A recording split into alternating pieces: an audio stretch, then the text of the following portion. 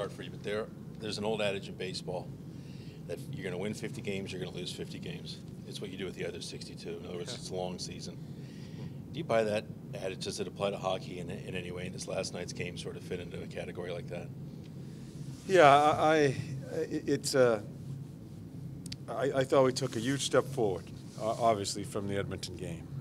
Did all the things I felt we needed to do to win. I think what really what makes it so much harder for us is getting scored on early again in the first period, and then getting scored on early at the beginning of another period. So you're chasing the game. We're constantly chasing the game. We don't get it done, no result, but we need to build off of something after the Edmonton game. We took a huge step forward. Now we just got to go play our next game. Yeah. There's not a viciousness to this market as there may be, say, in New York or Philly or even Montreal. Is there a heaviness, a panic that you feel among the people where when you're not playing well, people start to get tense and expect the worst? The stands? I'm just concerned about how my players feel. I don't know how the people feel. I think they voiced it the other night against Edmonton, which they have a perfect right to do. But I'm not conscious of what's going on up there. I know there's, and the greatest thing about where I think the team has gone to is expectations. You know, and that's it's a different way to play. There's a different type of pressure with expectations, and I think we're going through some of that. I think we'll handle it. I think some guys it adds a little pressure. I think some guys revel in it. We've got to get everybody just play on our toes and try to enjoy it. As we talked about for the game last night, it's supposed to be fun. You know, being in a situation like when games are meaning something, it's supposed to be fun. So I want our guys just to allow themselves to play and learn how to play in these type of situations. Do you try to eliminate that pressure, or just you can't eliminate it and you just have to go face it head on? No, I don't want to eliminate the pressure. I think that's good to play under pressure. I think that's part of growing as an athlete. So, no, I don't try to eliminate it. It's just we try to help them and put them in spots to handle it. I think if you tell an athlete, well, you're not going to play in any pressure situations, they don't want to be there. Right. I mean, it's easy to do that. You can see through the National Hockey League right now, some teams, there's not a lot of pressure on their teams, and it's easy to play that way. Sure. If that's what you want to do, then what are we doing in the process here of trying to become a real competitive team in this league? You need to learn to play under pressure and want to be in those situations. So I'm not trying to take the pressure off of them. I'm trying to help their confidence for sure. But pressure's pressure. That's fun. That's fun to play in. Because it's meaningful at that point. Absolutely. And you find out about yourself. I think that's what we all strive to do as coaches and athletes in the sporting world, is to be thrusted into those situations and see if you can sink or swim. Which way do you go? Sure. And I think that's when I think when you put the work in and you handle the situation, that's when your confidence grows. That's the only way you can get your confidence back, is to face it, handle it, and maybe succeed some of those minutes. And that's when you start feeling good about yourself. And you concur that the pressure is on where you are right now? Oh, sure. I mean, we're down to short strokes as far as games, and we're fighting for our lives to get in. Yeah, but it's not a panic type pressure. We're right here, guys. We're in a good spot. We're fighting for a playoff spot. Some teams can't say that. Right. So accept that and try to grow in it. And that's when you gain your confidence as an individual, and that's when you gain confidence as a team and an organization. Are you glad you're going on the road right now? This team has thrived there. Well, we've played better on the road than we certainly have at home. I don't know why. It's been very frustrating at home, but right now I don't care where we play. We just need to try to scratch out some points and gain some traction here. John, where are you in feeling out this forward group and what combinations you like or have an affinity for? Yeah, it's still. I think I'm settled on how I'm going to start tomorrow's game. You know, we generate 23, 24 scoring chances last night. I don't think there was much early on, but as we crawled into some lines and and some different combinations, I think I see some things that that seems to be pretty comfortable with one another, the three guys. I've talked to a few of the athletes as far as how they feel playing together. I have a pretty good idea of how I want to start. I'd really like to stay with it, but I just can't guarantee it. As I told you guys, when you bring in forwards that are going to play in your top 6, top 9, you got to figure it out and experiment with some things, but also not get carried away and allow them to play together. So I'm pretty comfortable with how I'm going to start the game tomorrow, and I hope it'll work. I know you haven't gotten the results yet, but is there a little bit of a luxury in this time, seeing who might play? You have 2 new skill guys. Yeah. It's always a positive when you get some skill come into your lineup and you get some skaters. Zinger can skate. I know I just talked to him. He's a little frustrated. He first time traded. It's a lot, he's a young kid still. There's some things that go into that, and I know he's not happy with his game, but I think he's made some good plays along the way. Yeah, this is an organization growing. It's just a question you ask people. Do you want to play under pressure? If the organization doesn't grow, the past however many years here to where we're at right now, we're a competitive team, and people are saying they're going to be in and this, that, the other thing. If you don't enjoy being there, then, well, let's trade everybody and let's just be a bottom dweller and just play the games out for 82 games. And it's fun to play because there's no pressure. That's not what these athletes want. We're in a great spot, not only for this year to grow and find our way to get in, but as an organization as we continue to build the process here. When you have a young group like this with maybe they haven't been exposed to that kind of pressure you're talking about, is that a lesson they have to learn themselves, or do coaches help? Yeah. I think we have to help, but eventually they're going to live through their experiences. Yeah. And I'm kind of changing up in my mind and our coaching staff. We're kind of in playoff mode. I think when coaches get into playoff mode, I always call it being with them. I think we've pushed the buttons and kicked and prodded and yelled and screamed and hugged and all that stuff during the regular season. But I think we're in a situation right now, we got to do this together. And I think we've got to show them that we are with them here and try to help them.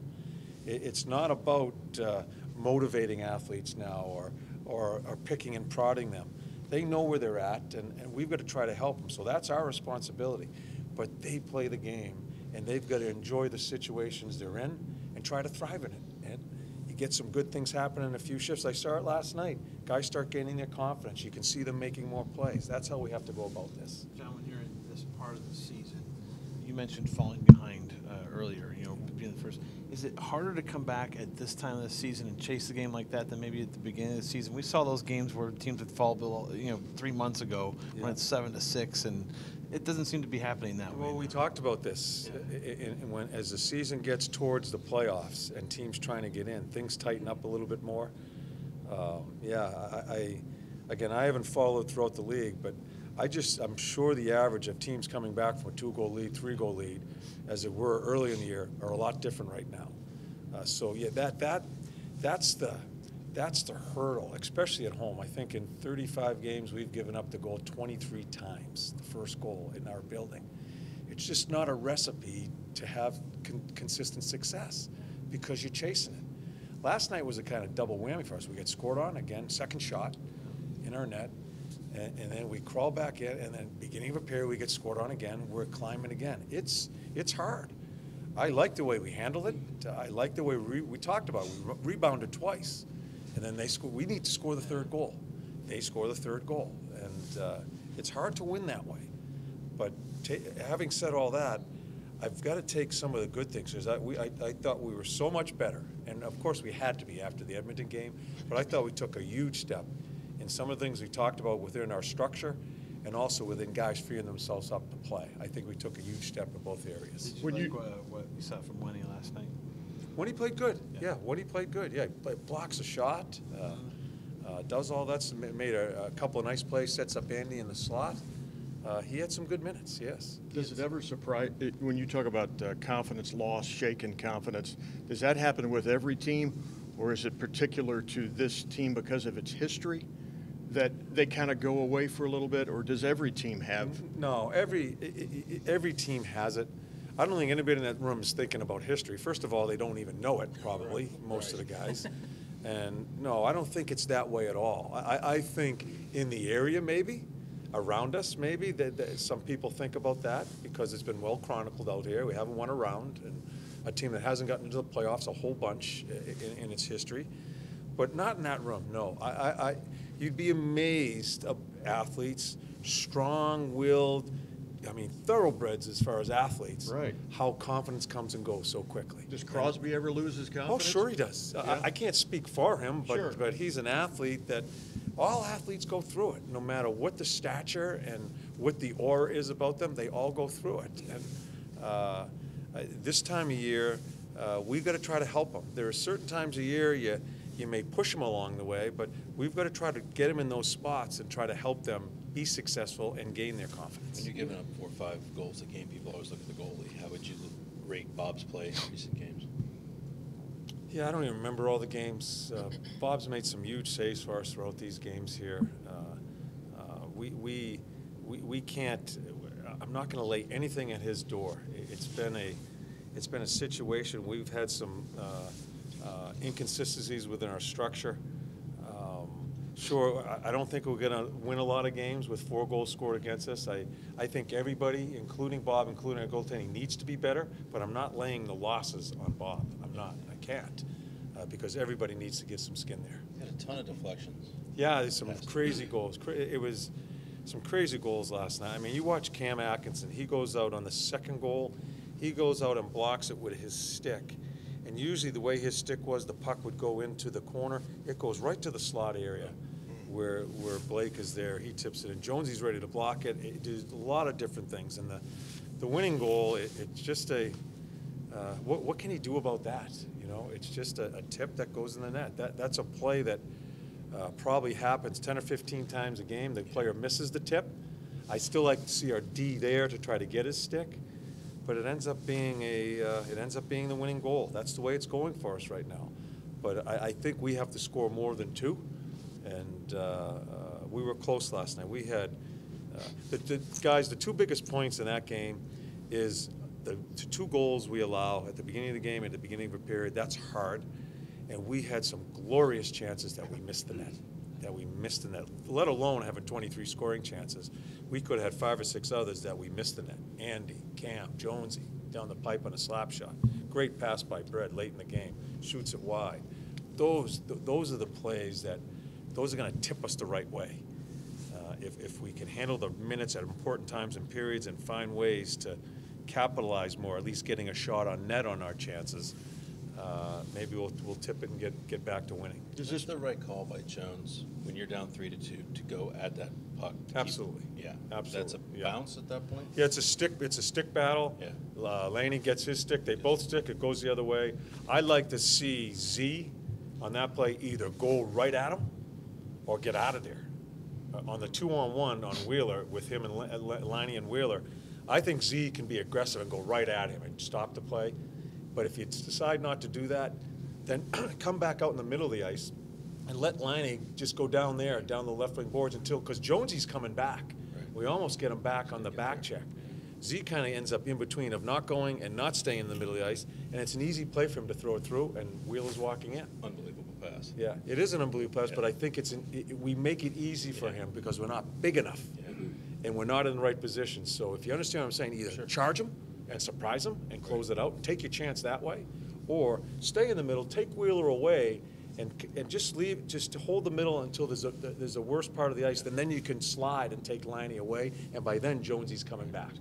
But this is easy for me because I'm watching my TV this morning saying this, that, the other thing, you know, and slow motion, rewind, and all. These are split-second decisions these athletes have to make.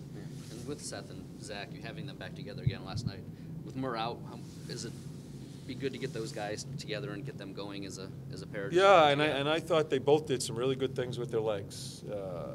It was one of these better games moving his legs. He used the net really well, lost some people by skating from short side of the net and losing them behind the net. I thought he did some really good things with his legs. Jonesy looked better, scores a big goal. Like to see him hit the net on that play late in the third period. But much better, and we'll probably go with those pairs tomorrow. You mentioned, okay, that's the last one. You mentioned earlier last week about how tough it is for defensemen when they get traded to with all the things they got to think about. Did that play into McQuaid at all? Maybe give him some time. Well, I mean, give him some time to kind of get acclimated. Yeah, but I have to make decisions on who I think is our best six too, and right now Quater isn't that, and I don't know what he is. I know I know the character of this guy. That's a big reason why we get him. He is a high character guy. A little concerned about the speed of the game with him. And so we went back to the other guys. Kooks had some good games prior to be taken out. In fact, it was probably unfair that Kooks comes out, but because we make a deal, I want to look at Quater, and I feel Kooks should be in right now, and so we'll go with those 6.